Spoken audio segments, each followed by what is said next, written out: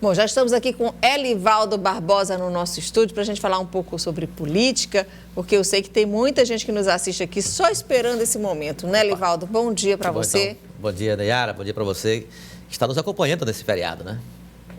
E eu queria começar com você já, para a gente possa falar um pouco sobre essa decisão, né, do Supremo Tribunal Federal, que condenou aí ontem o deputado federal Daniel Silveira, do PTB do Rio de Janeiro, a 8 anos e 9 meses de prisão em regime fechado, por estímulo de atos antidemocráticos e também ataques a ministros do tribunal, instituições como o STF. Durante o julgamento, 9 ministros acompanharam integralmente o voto do relator Alexandre de Moraes. Além da pena de 8 anos e 9 meses em regime fechado, o deputado também deve perder o mandato e os direitos políticos, além também de deve pagar uma multa de R$212 mil. Daniel Silveira, o deputado, ainda pode recorrer dessa decisão ao próprio Supremo. E a prisão só deve ser executada quando não houver mais nenhum tipo de recurso, não é isso? E teve um dos ministros que votou contra. Nunes Marques, o ministro piauiense, votou contra a decisão, foi favorável à absolvição do réu. Até mesmo o ministro recentemente indicado pelo presidente Bolsonaro, André Mendonça, foi favorável à condenação do deputado Daniel Silveira. Muito embora uma decisão vinculada a apenas ultraleves, muito leves mesmo, inclusive com cumprimento de liberdade, sem perda de direitos políticos, enfim. Mas ele, no mérito, digamos assim, maior de condenar ou absolver, ele optou pela condenação do ministro André Mendonça, até mesmo surpreendendo o próprio plenário da Corte do Supremo Tribunal Federal. Ele não seguiu totalmente o relator. Ele condenou, mas de uma forma que seria branda. Uma forma não branda. Teria nem a prisão mesmo em regime prisão, fechado. E uma pena de 2 anos e 4 meses, uma pena branda, sem nenhum tipo de vínculo à prisão fechada. Mas, no geral, foi até um voto surpreendente por ele ter chegado agora no Supremo, André Mendonça, com o aval do presidente da República. E Daniel Silveira, aí sim, merece uma análise. Daniel Silveira tomou uma decisão extremamente política e vinculada, ali muito próxima mesmo, vinculada ao núcleo ideológico do bolsonarismo. Tanto é que ele chegou ao Supremo acompanhado do filho do presidente, o deputado federal Eduardo Bolsonaro, prestando todo o apoio e tudo mais. Ele nem sequer teve acesso ao plenário para acompanhar presencialmente aquela movimentada sessão de ontem. Agora, Nayara, é uma decisão que tem a legitimidade do Supremo, não é uma decisão monocrática, não é uma decisão que dividiu o poder. Tanto é que dos 11, 10 votaram favoráveis à condenação. Agora, qual o resultado dessa decisão? O que isso pode repercutir? Esperamos que dificilmente isso não contribuirá para esticar mais ainda a corda na difícil relação do Poder Executivo, sob o comando do presidente Bolsonaro, com o Supremo Tribunal Federal. Ninguém pode negar, Nayara, nós acompanhamos isso, todos nós acompanhamos isso, e de forma até estarrecida, as bravatas do deputado Daniel Silveira, quando se referiu ao Supremo, com desacato à democracia, ele sendo fruto da democracia. Então, tudo isso aí é profundamente condenável até. Mas eu considero, assim, da minha ignorância jurídica, uma pena extremamente extravagante.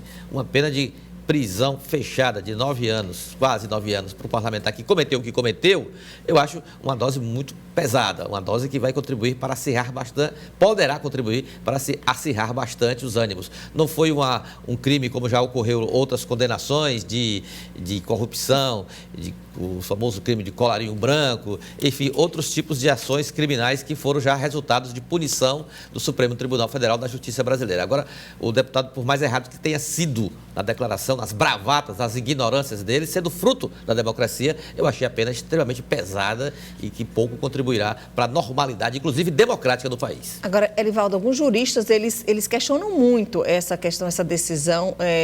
Se eu não me engano, esse caso, um dos questionamentos é de que o próprio Supremo, ele ofereceu a denúncia e ele próprio condenou. Não é esse caso que existe essa questão jurídica? Mas teve o aval do Ministério Público Federal.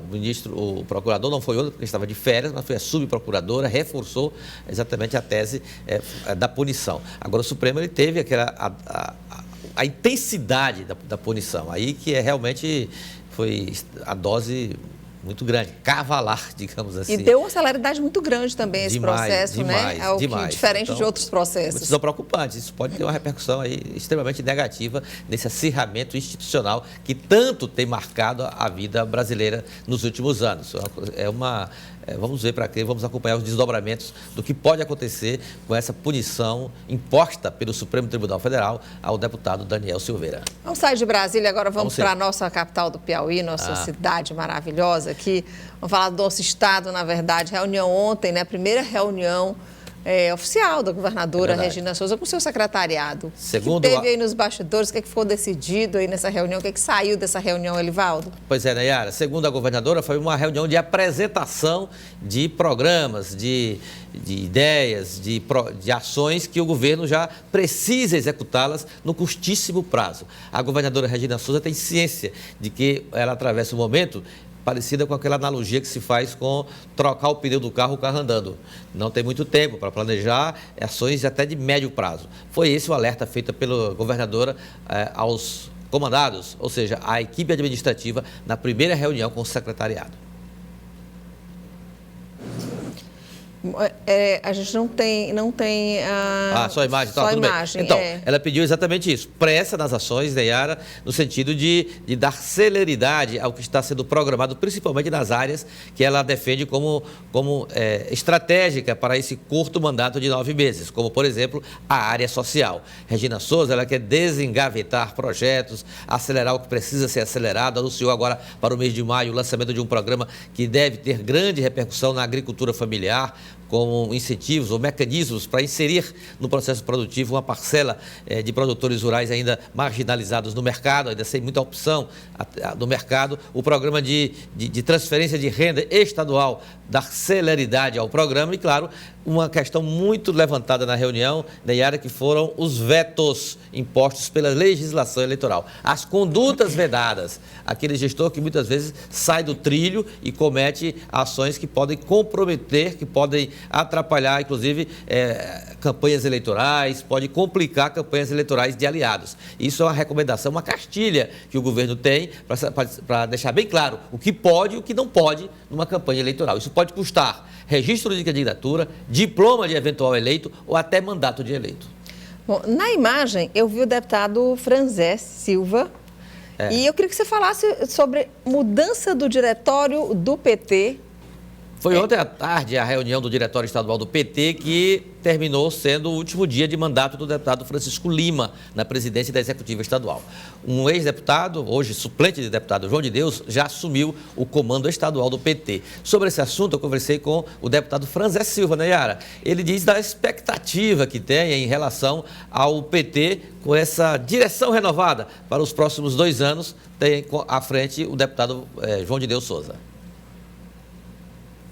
Foi acordado que o deputado Lima se afastaria e o deputado João de Deus assumirá a presidência do PT nessa próxima quinta-feira. Então, acredito que não muda muito na estratégia do partido, mas coloca alguém que tem mais disponibilidade do que o deputado Lima, já que ele está muito empenhado em acompanhar suas bases. Como o deputado João de Deus tem os colégios mais próximos aqui em Teresina, ele terá mais tempo para se dedicar na condução partidária. E isso é bom para a estratégia que está montada do PT, fazer uma ampla base de deputados, como também fortalecer a base que nós temos hoje no Congresso.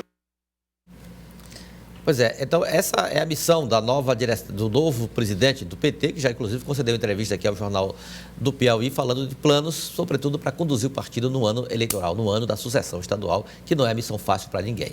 Agora, quem também tem pressa em concluir uma obra, concluir um projeto, é o senador Elmano Ferrer, que é considerado patrocinador, já que ele tem a indicação política do DENIT, que é o órgão responsável pela obra do rebaixamento da Avenida João 23. Essa obra era para ter iniciado em janeiro, município de Janeiro. O DENIT, inclusive, já fez uma série de intervenções já mostradas aqui hoje, nesta edição do Notícia da Manhã. Mas a tão esperada ordem de serviço foi confirmada ontem em Brasília, no encontro do senador Elmano Ferrer com o ministro da Casa Civil, Ciro Nogueira. Nesse encontro, Elmano confirmou que o governo federal já está com a ordem de serviço pronta e deverá torná-la pública, lançada agora no começo de maio, para, quem sabe, finalmente a obra ter início, o canteiro de obra ser instalado e dentro de 2 anos, já que a obra já conta com 20 bilhões em caixa, em 2 anos, essa obra importantíssima para a mobilidade urbana na zona leste de Teresina seja concluída. Agora, Elivaldo, só para a gente entender, a ordem de serviço saindo, isso já existe, já houve essa licitação? Houve, já tudo tem pronto. A empresa, já está tudo certo? Já tem a verba aí para iniciar a obra e adiantar bem, 20 bilhões de reais, não é tudo, novos aportes devem ocorrer este ano para a obra ser concluída, que tem um prazo de 2 anos.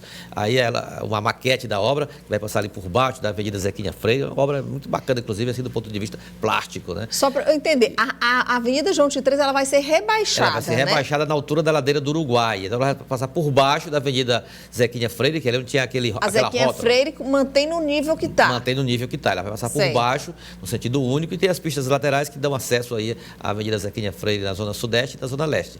Isso dá mais fluxo, dá mais rapidez, agilidade ao tráfego nessa região e faz parte de um projeto de reordenamento urbano de Teresina, pegando esse contorno rodoviário envolvendo a BR-343. Uma obra muito desejada, especialmente pelo senador Elmano Ferrer, muito batalhada por ele e que tem a responsabilidade técnica do DENIT. Eu acho que o doutor Ribamar Bastos, com essa notícia da ordem de serviço ser agora liberada, ele deve estar dormindo mais tranquilo. Acho que vai comemorar no final de semana. Eu acho que sim, né, Yara? Porque, olha, isso tem causado uma dor de cabeça tão grande para o doutor Ribamar Bastos, que ele tem falado muito pouco da obra ultimamente, porque não quer nem falar sobre esse assunto. Porque ele praticamente passou o Réveillon desmanchando o balão da Zequinha Freire. E que tumulto está causando ali aquela situação, né? Você viu o festival de infrações ali? Terrível, terrível. Que a gente mostrou então, aqui? ele fez isso para agilizar a parte que cabia a ele mais rapidamente, ao DENIT, organizar o terreno para a obra começar. Só que agora estamos terminando abril e a ordem de serviço só vai ser confirmada no início de maio. Mas pelo menos, antes, nem tão tarde assim, mas antes oportunamente lançada do que nunca, não é? Elivaldo, vamos parar de falar, porque eu estou falando demais hoje. Água, E você também, a gente já estourou tudo aqui, viu? Cara, é culpa do hoje Anísio, que a né? gente está que tá. Eu estou falando demais, minha Culpa do gente. feriado, né, Yara? É isso aí, obrigada. Estou aqui